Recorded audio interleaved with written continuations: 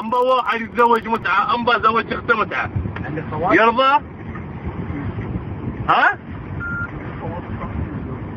أنا سألتك أخواتك متزوجين ولا لا؟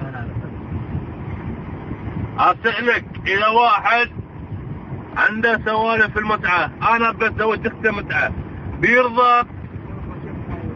يرضى ها؟ المتعة تتزوج مع أخوات من؟ أي وحدة ها؟ سواء أي شيء كانت. حتى لو كانت لا تقول سنية. لا تقول. لا أمك قبل الكعبة لا تقول سنية. لا تقول سنية.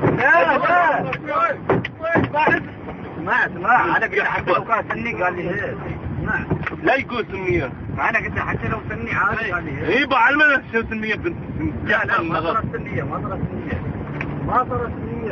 صارت.